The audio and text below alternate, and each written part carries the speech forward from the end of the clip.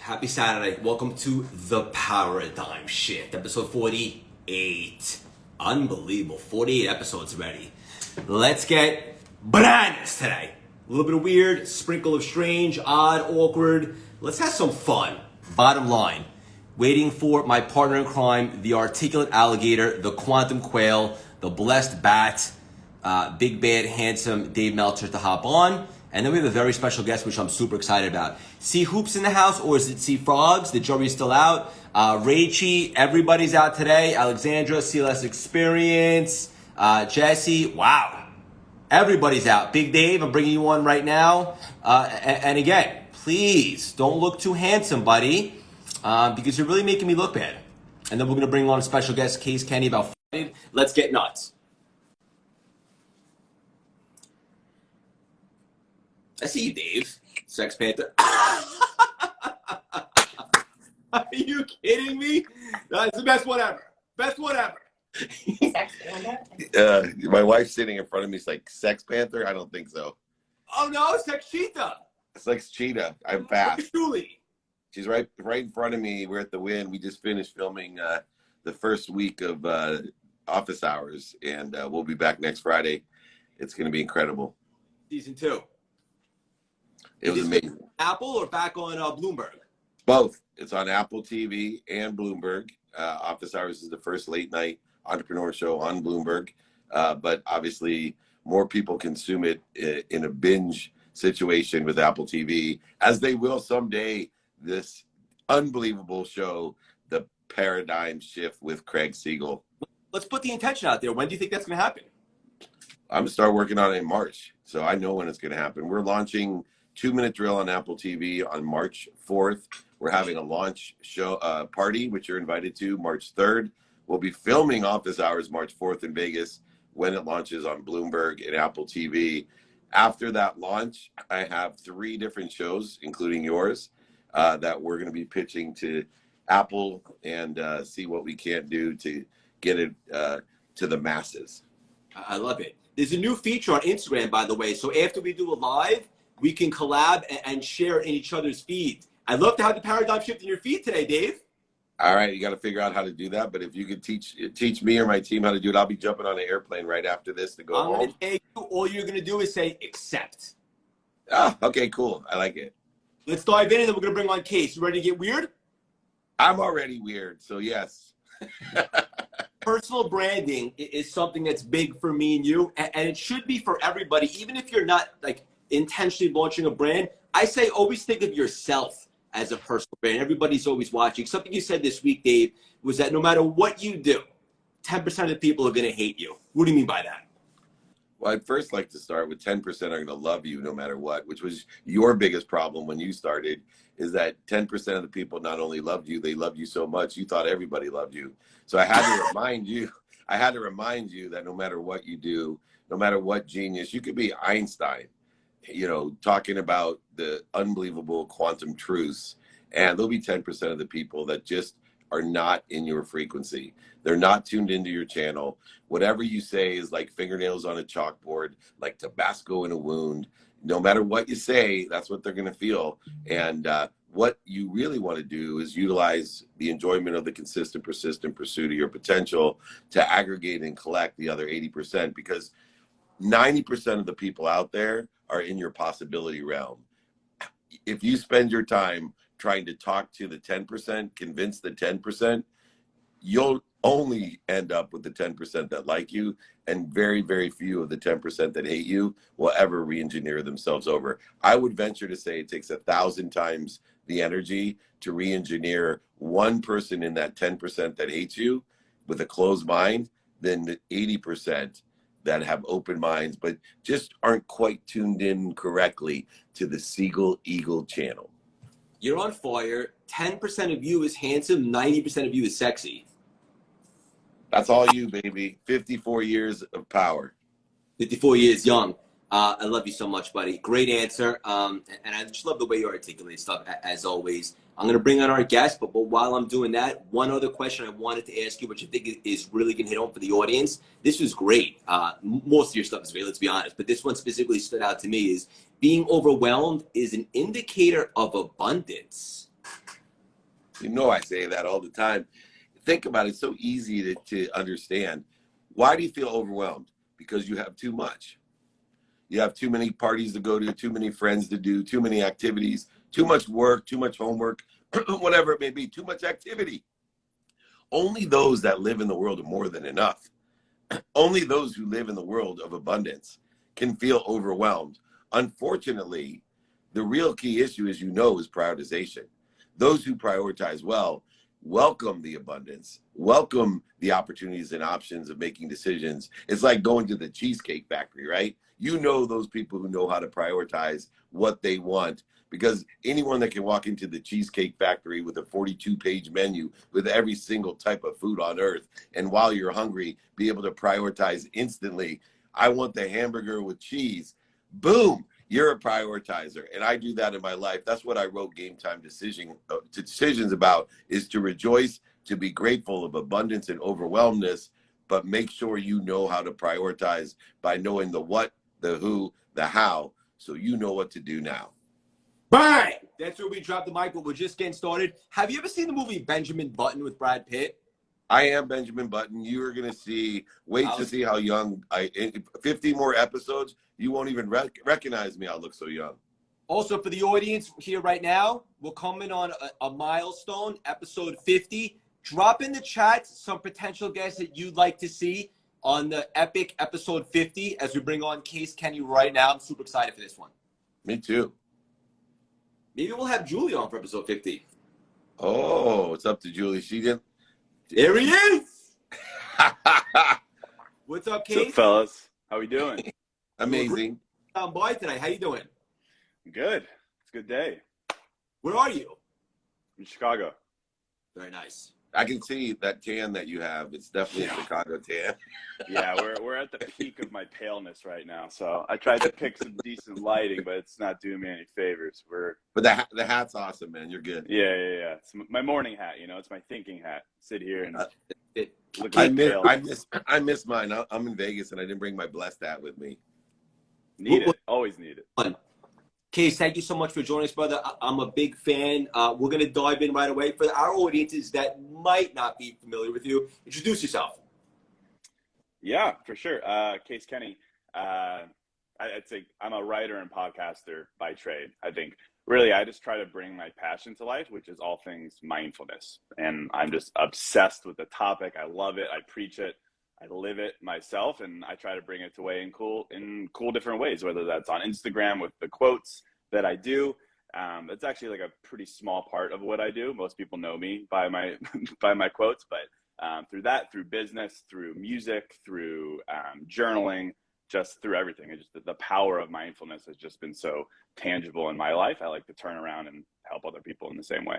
Yeah, and you mentioned some of the quotes on it. I know it's just a small piece of all the cool things that you got going on, but some of the quotes are really profound stuff, and they really have me interested in it, and I know the audience is going to love them too. One of them that I saw this week when I was doing some homework is that by being empathetic, we actually attract narcissists. I found that very... Yeah, I did a whole episode on that. I love talking about empathy. It's one of those words that's thrown around a lot, but I really think everyone is wired to have empathy, and I think a lot of people also practice it. But I think there's a certain vulnerability about being empathetic that does attract people who want that. When you're an empathetic person, it's, you know, you're wired to kind of deprioritize yourself and your feelings and your things. And there's a certain group of people, you can call them narcissists, whatever you want to call them, that love that. You know, they want things to be about them. So my whole thing though with mindfulness and self-help is like redeeming conclusions. So I wasn't just gonna be like, narcissist, but I think empathy is a superpower, and it's the greatest thing you have. And I think the world needs more people who know what they bring to the table and then will give it away. I think it's fantastic. But everything in life's about balance. You have a great quality. Well, some people want to take advantage of it, but that's life for you. Case has nuggets today. Big Dave, I seen that smirk before. What does that mean? I love the way Case does things because he's more interested than interesting. There's so many people that just post quotes. Some aren't even theirs, and then let it stand for what it is instead of understanding and aligning with a mindset to be mindful. And, you know, the bigger lesson of this quid pro quo of the universe of when we make ourselves vulnerable, when we show or illuminate our truth, and empathy is one of those ways. You know, I utilize the comparison of forgiveness to empathy. Someone that's empathetic is very forgiving of everyone. Therefore, a narcissist who is manipulative, that oversells, back-end sells, lies, manipulates, and cheats an empathetic person, preys on an empathetic person because they know they're very forgiving, and therefore they can get away for a lot more. I think utilizing the great chain of feeding, which I have put into place in my life because I live with gratitude and empathy as two of the cornerstones of my life, always finding the light, the love, and the lessons in everybody, always forgiving and trying to live at peace. I don't want to waste any energy, time, emotion, value, or money. And so what I utilize is a quick, pragmatic tool to say to myself, is this person feeding me or is this person bleeding me? Even though I'm empathetic, I'll forgive you, you know, Craig, if you lie to me, manipulate me, cheat me, oversell me, back end sell me. But I'm going to instantly do a pragmatic analysis and say, I'm going to allow this person to fall away from my life because they're a bleeder. Or if they're a true bleeder, I may, and I'm in a situation that I'm around them a lot, I may have to fire them from my life. So these are the type of thought-provoking things that Case does that truly changes my life. He doesn't just throw up an Einstein quote. You know, he gives on all mediums, right? It's like, you know, I love the people that just go ahead and quote me, and then there's like nothing behind it. You know, there's no conversation, no discussion, no comments. They got fake followers anyway, so all they get is a big thumbs up, and they get exactly 500 thumbs up every time they post a Dave Meltzer quote, right? I'm like, oh yeah, this is really helping people. So Case really helps people. And I think there's two things from what he said is one, be more interested than interesting like Case, and two, have the great chain of feeding in order to have a pragmatic analysis of those people that are feeding you. This is awesome. In Case, I know you want to jump in, but the reason why that stuck out to me so much is because it actually segues into what I was about to ask Case, which, Dave, I know this is going to resonate with you. And Case is along the lines of this is you can still be a kind person and say no to what and who disturbs your peace. Yeah. I mean, my whole thing is like, I encourage people to be wired to, you know, be kind, be empathetic. Like the kind of people that I love are the kind of people who are wired to see good in other people. I love it. I try to assume positive intent everywhere I go. I think that's amazing. I think the world needs more of that. The world, I have a whole quote series about how the world doesn't need more cool people this, cool people that. It needs people who are willing to be beginners, who are willing to be awkward, who are willing to assume positive intent wherever they go. But to Dave's point, like I call it a bullshit meter. Like you need balance, and you need it fast, and you need it hard, and you need a toolkit to turn to where you're in these moments and you're like, well, wait a minute, am I overextending my compassion, my empathy, whatever it is? Okay, I'm going to check myself. And then, you know, I'm big into journaling, so I have all these questions that you could ask yourself, similar to what you said, Dave. You know, it's like you can't continue to empty your cup and leave yourself parched, like the whole metaphor there of overextending yourself. But I think absolutely. I mean, everything is about balance, kindness, and standing up for yourself. Everything is about balance. I always encourage people to start from a place of aligned empathy and vision and compassion, and just assume positive intent in the world. Like I'm kind of at war with this ethos online that, you know, men are pigs, women are crazy, you know, dating is horrible, millennials have ruined this and that. I'm like, sure, whatever, there's examples of everything, but like I still choose to believe that there's good people. I still choose to believe if I meet you for the first time, I'm going to choose that you're a good, wholesome, honest person. I'm going to start from that place, and then I'm going to start putting checks in place. Like I think that's an enjoyable life as opposed to, you know, going the opposite. So yeah, I think no is like the most powerful word in your toolkit. This is an awesome conversation. Dave, what's on your mind? Well, there's a tool, and you know, it is aligned with the scales of justice as well. But it was a tool that I didn't really understand until I got older. After I lost everything, you know, I lost over $100 million because I didn't utilize the scale of justice, or this tool that is out there that Case is describing. And it's called trust everyone, right? But vet the shit out of them. right? And that's Yeah. okay. Most people are afraid to ask uncomfortable questions. Most people are so trusting, empathetic, and gracious and accountable that they go ahead and allow people to manipulate them and cheat them, and then they blame that person when they already knew that they were being manipulated and cheated.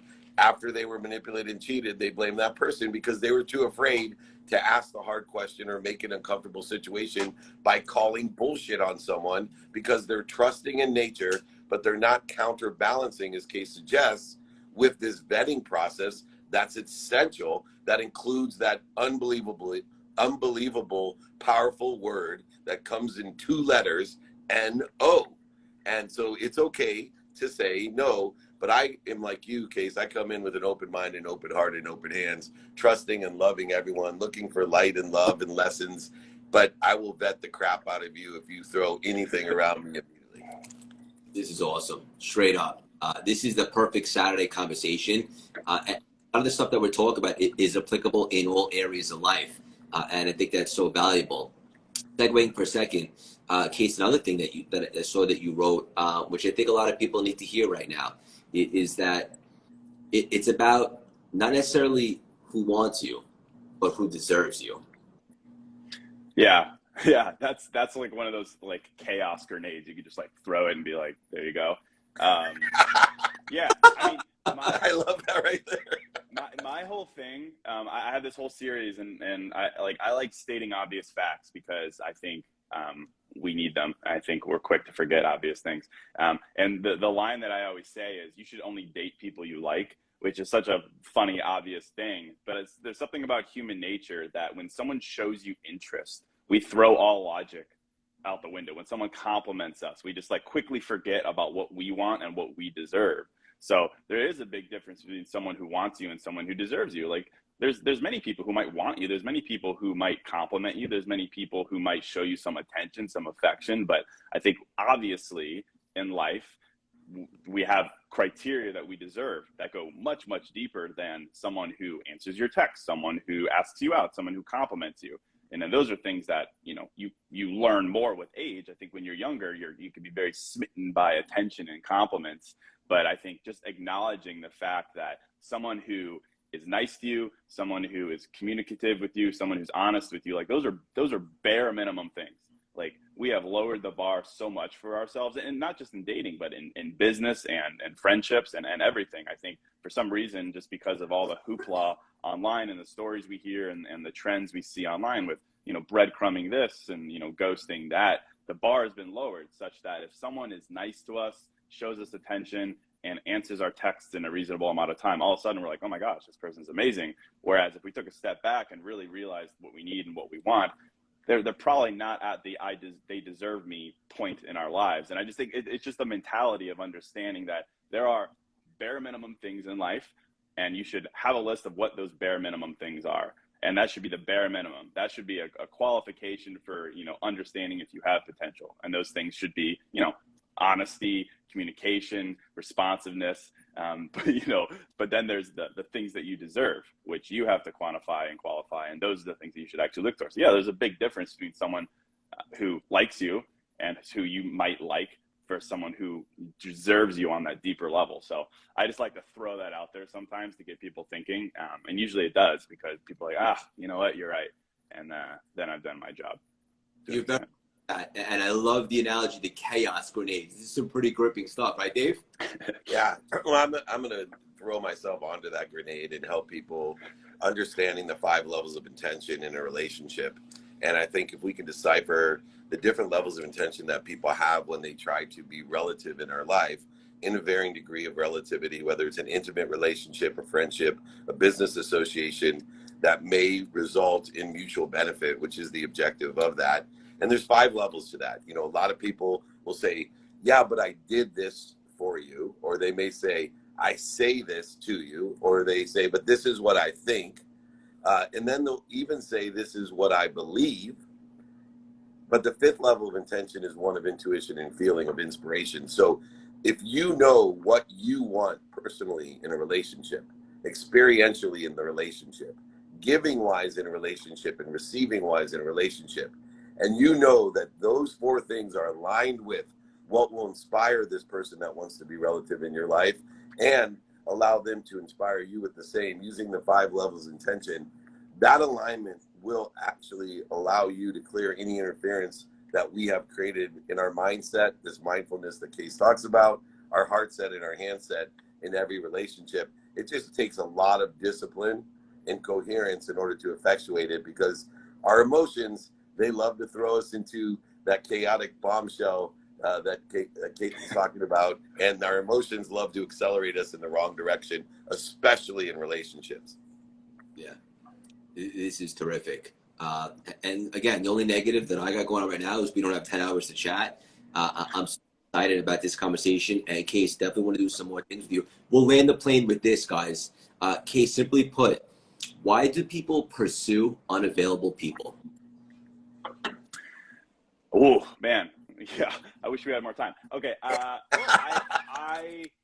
just like to distill it down. I mean, I would say a lot of it comes down to kind of what Dave was referring to. Like, a lot of times, like, we don't have a strong why in our lives, in dating, in relationships, in business. Like, we're doing things, we're going through emotions, we're doing things we think we should do, we're borrowing other people's definitions of a good relationship, of a right timeline, of happiness, like these things that are important, but they're not ours necessarily. And so we're going through the motions. And I think, it's a cliche to say you need a strong why in life, but I really do believe that. And that's my whole thing with mindfulness. Mindfulness is the practice of asking yourself why in any situation. And when we go through the motions of continuing to chase someone who is literally unavailable, and we refuse to acknowledge it, I think a lot of that comes down to we're not acknowledging why we're doing what we're doing. Why are we dating in the first place? Why are we building a business? Why are we doing this? Why are we doing that? Why are we going after certain goals? I think when we're rooted in that, a lot of the problems associated with it, namely pursuing unavailable people, pursuing goals that aren't ours, definitions that aren't ours, borrowing other people's checklists, I think a lot of that is solved. And I think there's a lot of nuance there. I mean, you could talk about attachment styles and things like that when it comes to unavailable people, but I think, like, my whole thing with mindfulness is simplifying it, taking a step back and applying, broader tactics to help address those issues. And I think the number one is understanding why you're doing what you're doing. Asking yourself, what is my why? Why am I dating? Why am I pursuing this person? Everything we're discussing here, like, that's the balance, that's the bullshit meter, that's the toolkit. And I think if you can ask and answer the question of why at any point in life, you're gonna be happier, you're gonna be healthier, you're gonna be more aligned, you're gonna love, but you're also gonna vet, and it's just a much more balanced approach to life. And hopefully in those instances you'll snap out of it. You're like, what am I doing? Like, this person is clearly not interested in me, and it's because of this why that I'm so aligned with. And then things follow there. So that is mindfulness to me. Self-awareness, honesty, why. And that why, I think, will get you out of those types of situations. Bye. Self-awareness is huge, especially for me. Dave, take us home. Yeah, well, a lot of people are searching for their why, and Case applies his why by asking for why is it, looking once again to be more interested than interesting. And it's so common for us to have our foes, the fear of missing out, the fear of other people's opinion, because usually people focus in on what other people want for them, what they don't want, or what's missing. And especially in these types of relationships, people are focused in on what's missing in their life, and therefore they will go chase something, and they'll get what's missing, they'll get what they don't want, or they'll get what other people want for them.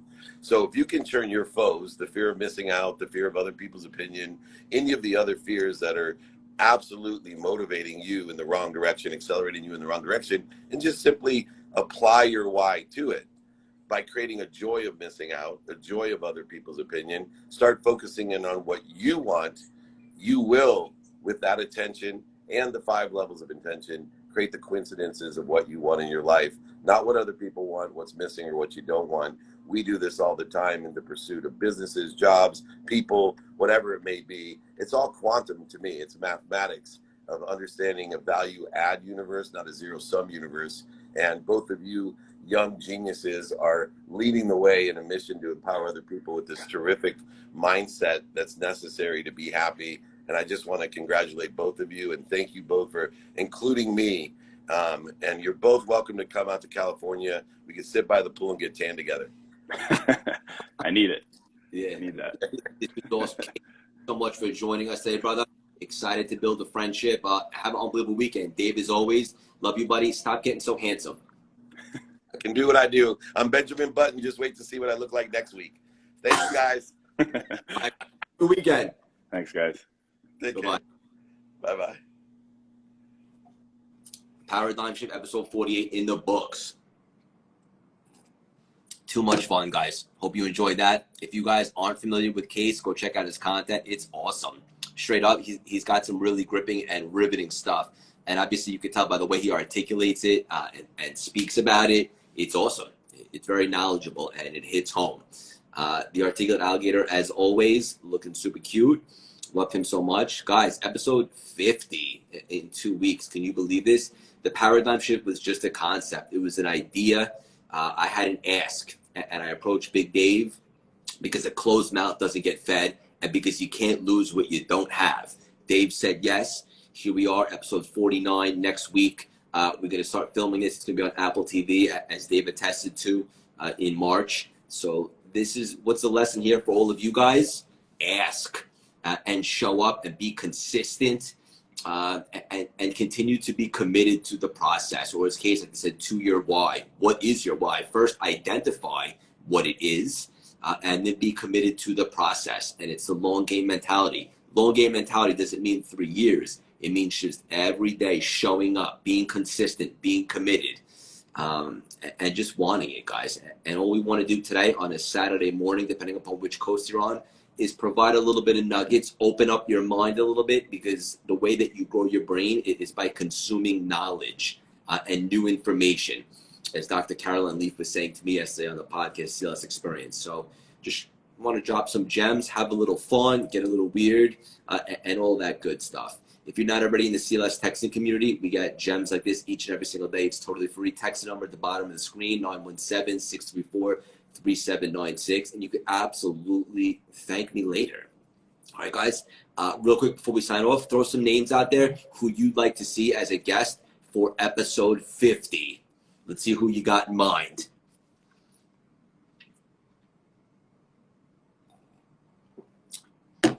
Oh, wow.